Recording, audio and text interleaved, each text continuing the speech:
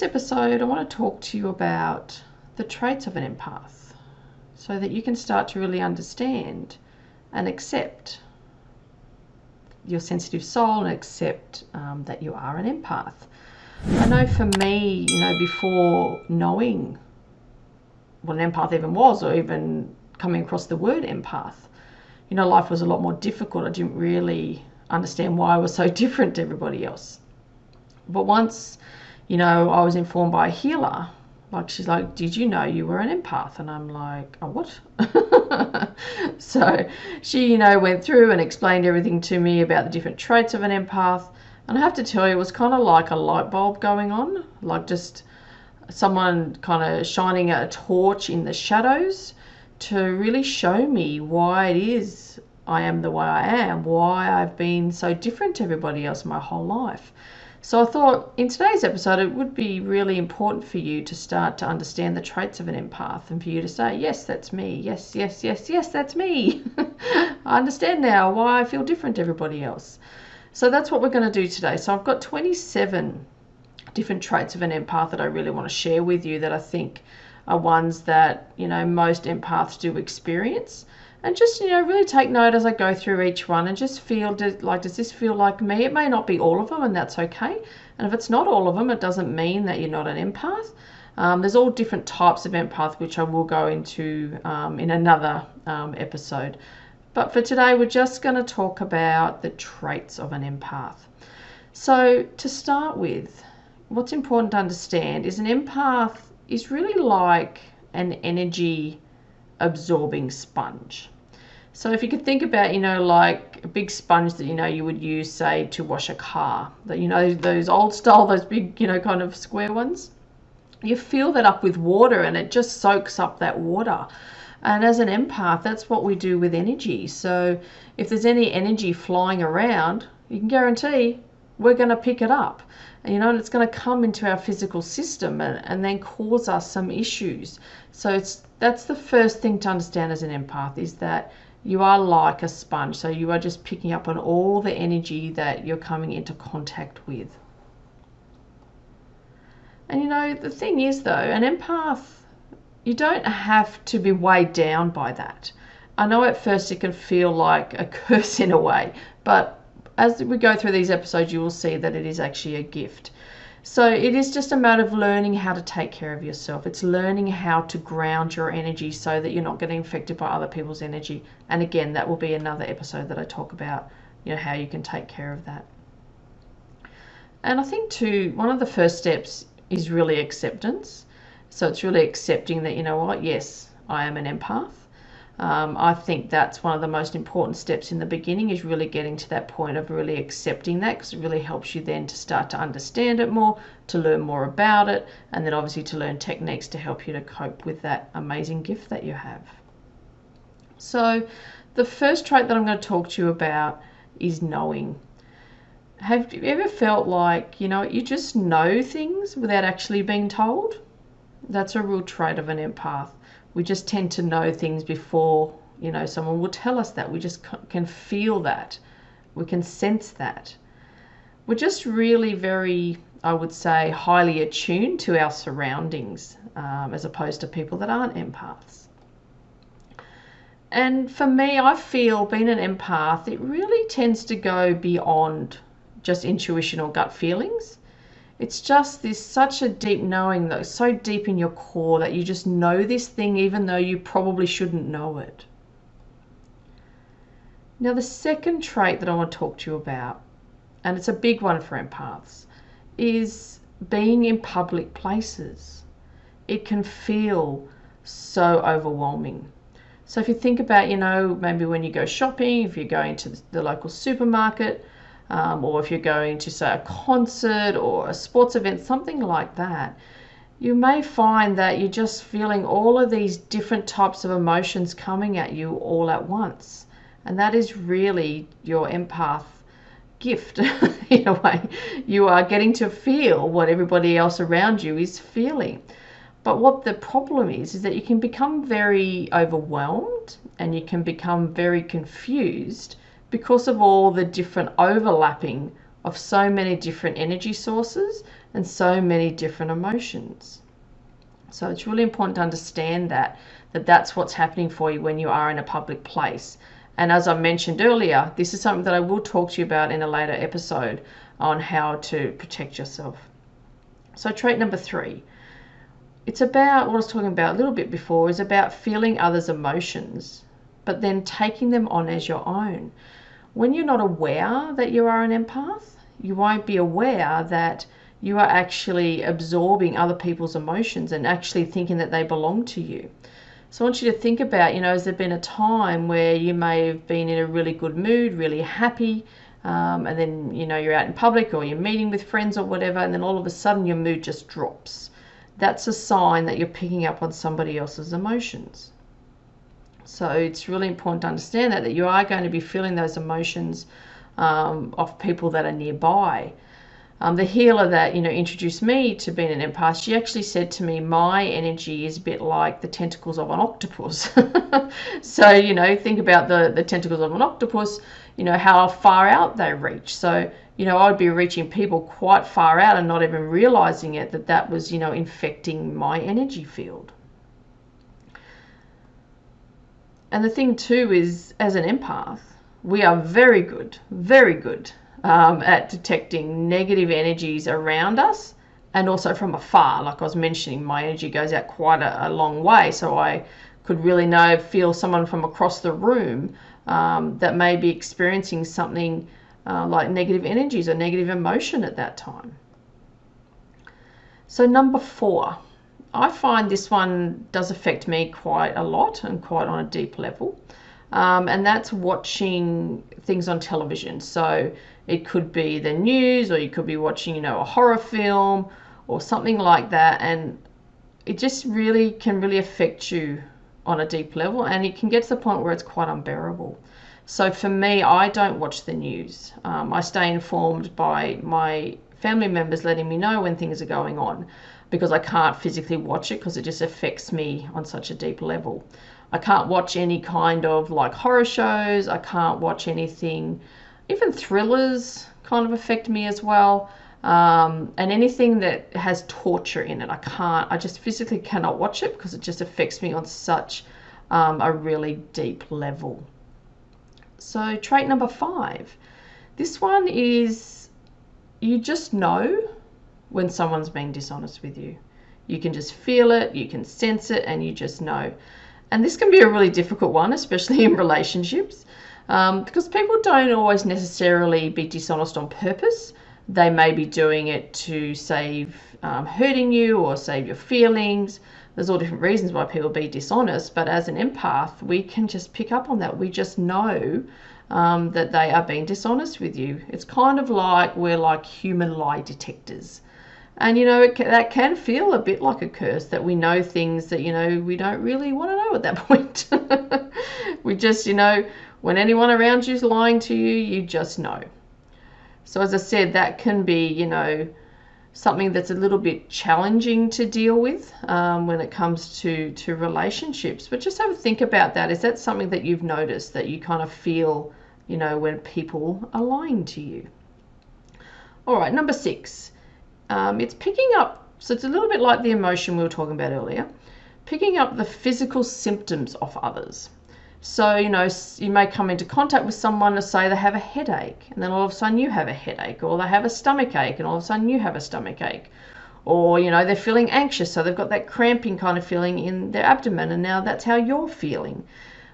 As empaths, we do tend to do that. We pick up the physical symptoms of others. And that can be really frustrating. So again, in a later episode, I will be helping you to deal with that. So number 7, this is talking about digestive disorders and also lower back problems. So because we are picking up on other people's energy and we were bringing that into our own system, it can start to cause issues in your stomach. It can also cause issues in your lower back. So it's all those incoming emotions that are kind of coming at you can really cause you to start to have some of those issues, and it tends to weaken you physically. So it is really important to start to learn how to protect your energy and how to deal with all of these traits as an empath. So the lower back problems really come from being ungrounded. And what that means is if you don't know that you're an empath and you haven't, learned the coping techniques to help you with that, then you may be very ungrounded. You may not be connected to Mother Earth as much as you need to be, and that's where those lower back issues can come from. So number 8 is always looking out for, I guess, the underdog. Always helping the person that, like they may be getting picked on, or there's just something going on for them, and it's kind of like we just kind of zone straight in on them.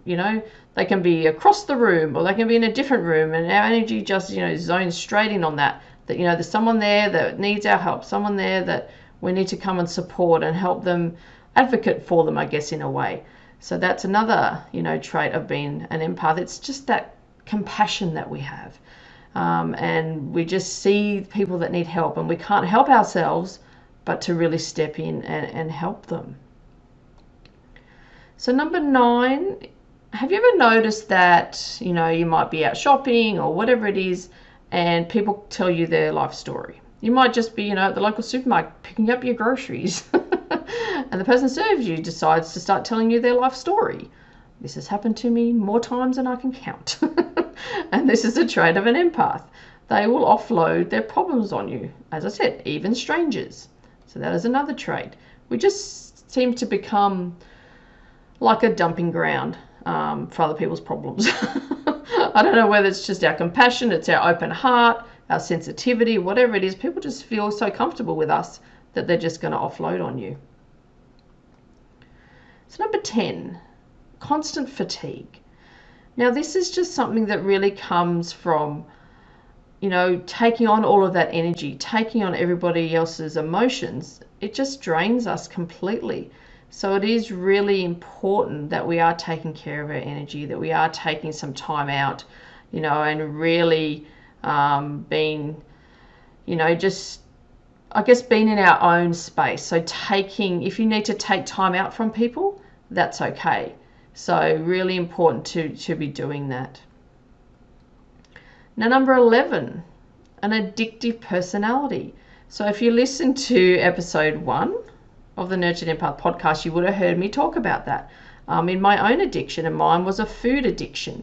It's what it comes down to is we find ways to protect ourselves from all of that energy. And for me it was food. Food was my way of protecting myself from that energy, comforting myself. For other people, it could be drugs, or it could be alcohol, or it could be shopping. There's all different ways that, we do things to protect ourselves against something that we may not understand what it is that we're protecting ourselves against, especially if you don't know that you're an empath. And it's really just helping us to block out all of those energy, all of those emotions. It really is a form of self-protection. So going on to number 12, you may feel drawn to healing, to holistic therapies, anything spiritual you may be really drawn to, like the law of attraction, the universe, energy, all of that sort of thing. You may feel yourself really drawn to that, and that is another sign that you are an empath. Because we are, as I mentioned before, we are very compassionate, and we're always wanting to heal other people. So number 13 is all about being creative. Do you find that you feel that you are a creative person? That you tend to like to, I guess, express yourself in a creative way? And there's all different ways to do that. We've got singing, dancing, drawing, painting. For me, my creativeness came out in a previous business that I had, which was candle making. I found that was a really good outlet for my creativity. So there's all different ways that you could be expressing that, and that's another sign that you are an empath. Now, number 14 is a love of nature and animals. Have you ever noticed, if you're out walking, that animals just tend to kind of gravitate towards you? I know for me, when I'm, down at the beach, going on my beach walk, I find dogs always stop and come up to me. If I'm sitting on the beach, then I notice birds will just come and sit right near me, and they stay there. They don't move. They just stay there, hang out with me while I'm, sitting there, really, taking in some nice deep breaths, taking in the air of the ocean, and they just sit there. So I have noticed that with me. So just take a note of that and notice if you do find that animals are kind of drawn to you. Now, I was talking about this before. Number 15 is the need to be alone, the need for solitude. It's really important as an empath that we have that time for ourselves, because we need to refill our vessel, because, as I mentioned before, we get drained very, very easily. So it's really important to have some quiet time, because if you don't, you are really going to start to notice that you're going to be starting to feel really overwhelmed, you're going to feel really exhausted, and you may just feel that you're going a little bit stir crazy if you don't get alone time. So my family, my husband and my children, they know that I need that time. I need time out where I can just recharge. Now, number 16, all about, getting bored. We can get bored very easily if we're not stimulated. So it's really important that you've got activities that are helping you to feel stimulated. So whether that's at home or whether it's at school or whether you're at work, we just need to have something that is really helping us to feel internally stimulated. And the thing is, if we get bored, we're going to end up daydreaming, or we're going to end up doodling. So just notice if that is something that you find that you tend to do. Now, number 17 is where we find it really hard to do the things that we don't enjoy. So that's a real trait of an empath, is if we're not doing things that we enjoy, we find it very difficult to continue to do that. Because we are very compassionate, we really need to find things that we are passionate about. So really important that you are looking at, even if it's not your job, even if you're feeling, okay, yeah, great, but my job's not what I like to do, that's okay. Just make sure that in your downtime that you're doing things that you are passionate about. Now, number 18, this one's all about, and it's a little bit like an earlier trait I was talking about, being a human lie detector. We are always striving for the truth. The truth will be something that's very important to you. Honesty will be something that's a value for you that's extremely important, and you won't cope well around people that are not honest, that are not, being very truthful, even if they don't know that they're not being truthful. And for you, something that's not truthful will just feel really wrong to you. So you'll really tend to struggle with that. It's number 19. Always looking for answers and knowledge. So I don't know if you're anything like me, but I'm always striving to learn something more. Always looking, what can I learn now? What can I learn more of? What can I go deeper in?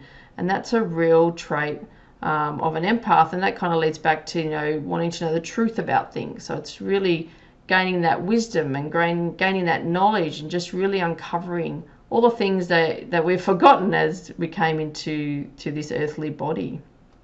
And it can be really frustrating to have things that aren't answered as an empath. We really want to know what the truth is.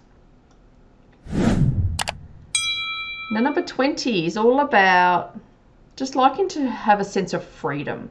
So really wanting freedom, really wanting to travel. You may even like adventures, because we're free spirits. As empaths, we really are free spirits. So we really need to have our life set up in a way where we do get to have that freedom. So for me, working for myself, that gives me that freedom. I'm able to do the things that I want to do when I want to do them. And I find that works really well as part of that trait as an empath. Now, number 21 is all about, we do not like clutter. Clutter just really kind of, does my head in. I need to really have a nice, clean, crisp, kind of just free space. So I'm always getting rid of clutter, time and time again. And my husband, he's the opposite of that. So, it can be a bit of an issue there. Like, he'll do things as simple as, he'll get a letter in the mail and he'll put the letter back inside the envelope. And I'm kind of like, why are you doing that? Why do we need to keep the envelope? It's not like we're going to use it again. So I declutter quite on a regular basis. My family's always like, okay, here goes mum again. She's decluttering again. She's moving furniture around again. Sometimes my husband, will come home and not know where the furniture is going to be today because I will have moved things around. So that's a real, trait of an empath. Now, number 22, we love to daydream. An empath can really just, lay in the grass, lay on the sand at the beach and just look up at the sky for hours. Or at night time, looking up at the stars and the moon for absolute hours. We just absolutely love to daydream, and we love to just kind of stay within our self-created world. Number 23 is a real trait of an empath, and that is an excellent listener. And that even, leads back to a previous trait where I was talking about people kind of just dumping their stuff on you. And that is because we are really good at listening. And, in today's world, a lot of people aren't that great at listening. What they're doing is they're hearing to respond. They're not actually listening. Because listening really involves kind of emptying your mind out when someone's talking. So all you're hearing is what they're saying.